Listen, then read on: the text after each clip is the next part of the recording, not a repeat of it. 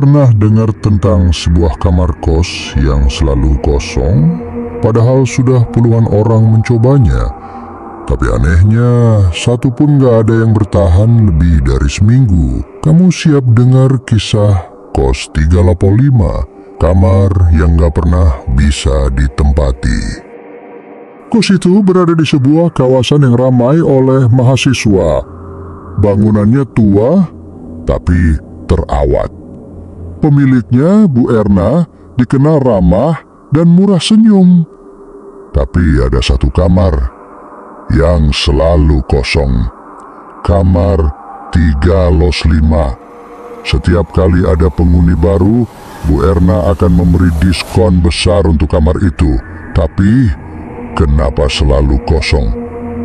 Seorang penghuni lama, Dwi, pernah bilang, kamar itu dingin banget, gak kayak kamar lainnya.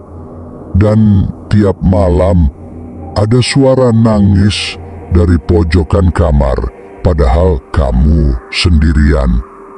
Fikri adalah mahasiswa perantauan yang nekat ambil kamar 305 karena murah. Malam pertama biasa aja, tapi mulai malam kedua suhu kamar turun drastis. Fikri bahkan lihat embun di jendela, padahal itu musim panas. Malam ketiga dia mendengar suara langkah kaki dari dalam lemari.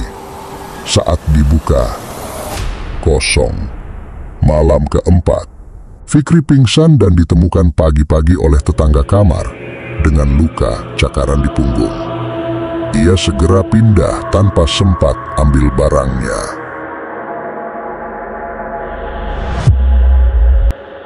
Putri seorang mahasiswi pemberani.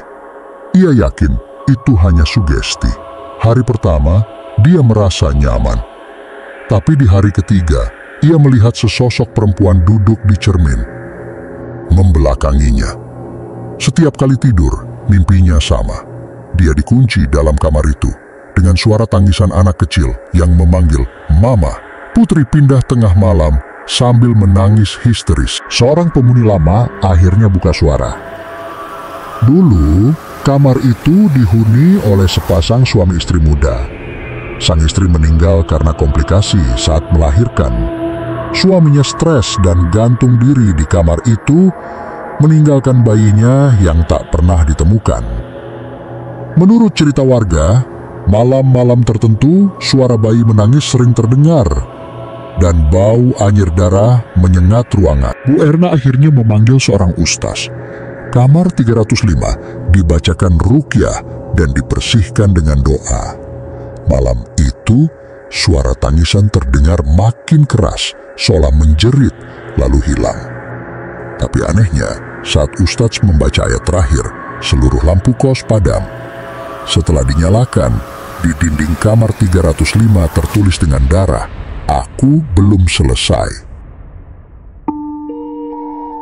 Setelah kejadian penampakan di malam itu, Fikri mulai mengalami gangguan aneh yang makin intens setiap harinya. Buku catatannya di kampus selalu hilang, lalu ditemukan kembali di luar kamar, basah seolah direndam. Makanan yang ia simpan di dalam kamar selalu basi, meski baru dibeli. Dan suara itu, suara perempuan menangis dari arah lemari, menjadi makin sering terdengar. Pada malam ke-10, Fikri mencoba nekat. Ia ingin membaca Yasin di kamar itu untuk menenangkan suasana. Tapi saat ia mulai membaca, lampu padam sendiri. Lalu suara seseorang tertawa kecil terdengar di telinganya, padahal ia sendirian. Fikri pingsan malam itu.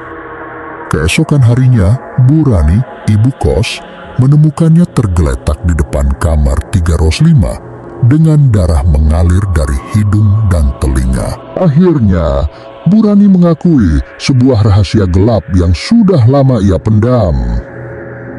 Sebelum kamu, ada dua penghuni yang pernah menempati kamar itu, Fik. Yang pertama meninggal bunuh diri, yang kedua lari tengah malam sambil teriak-teriak. Setelah itu nggak ada yang berani lagi masuk. Namun yang membuat cerita ini semakin mengerikan adalah Tidak ada satupun orang yang tahu siapa sebenarnya penghuni pertama kamar 305. Tidak tercatat di buku kos. Tidak ada KTP, bahkan polisi tidak pernah menyelidiki kasus itu. Hanya ditemukan tulisan di cermin, "Saya cuma ingin didengar." Fikri pun akhirnya memutuskan untuk pergi dari kos itu. Namun, seminggu setelah kepindahannya, ia dikabari teman kosnya bahwa kamar 305 kembali terbuka. Padahal kunci hanya dipegang oleh Bu Rani. Dan lebih anehnya lagi, suara perempuan menangis kembali terdengar, seperti memanggil-manggil nama Fikri. Setelah kejadian pingsan malam itu, Fikri mengalami demam tinggi dan dilarikan ke rumah sakit. Dokter mengatakan tidak ada yang salah secara medis, tapi tubuhnya seolah menolak istirahat. Dalam tidurnya ia terus meracau, menyebut-nyebut kamar 305, suara tangisan, dan seseorang bernama Ayu.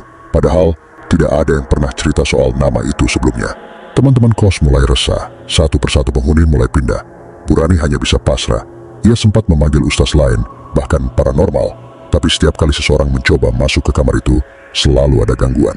Ada yang kesurupan, ada yang merasa sesak napas, bahkan ada yang tiba-tiba hilang ingatan sesaat setelah menyentuh pintu kamar 305. Setelah beberapa hari, Fikri keluar dari rumah sakit. Tapi ia berubah, ia tidak banyak bicara, selalu melamun dan sering bicara sendiri. Temannya, Dimas, khawatir dan akhirnya mengajak Fikri untuk pergi ruqyah ke salah satu ustadz terkenal di kota itu. Di sana, saat ayat-ayat suci dibacakan, tubuh Fikri bergetar hebat. Matanya kosong, lalu ia menangis keras. Dia cuma pengen ditemenin. Katanya dia ditinggal.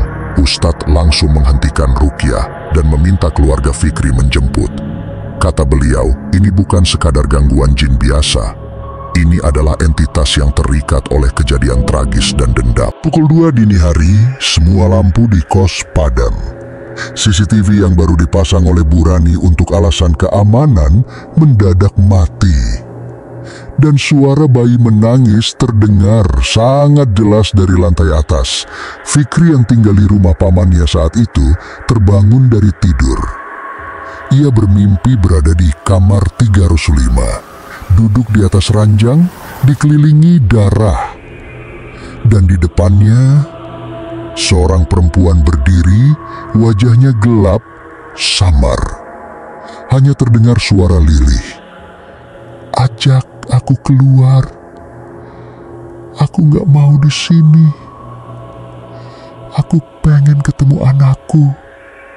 Begitu terbangun, Fikri memutuskan kembali ke kos. Dengan izin Bu Rani, mereka membuka kamar 305. Aroma anyir langsung menyeruak. Udara dingin menyergap meski hari sedang panas. Fikri duduk di tengah kamar, mulai membaca Yasin lagi. Tapi kali ini dengan Dimas yang ikut membacakan ayat kursi. Tiba-tiba lemari terbuka sendiri. Di dalamnya bukan hanya pakaian, tapi ada boneka kecil lusuh, dibungkus kain putih. Fikri gemetar.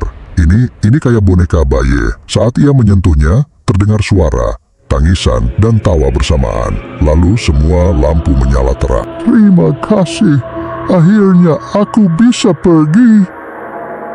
Fikri menangis. Entah kenapa, ada rasa lega. Meski mereka tak tahu pasti apa yang terjadi, tapi gangguan itu berhenti. Sejak hari itu, kamar 35 benar-benar dikosongkan.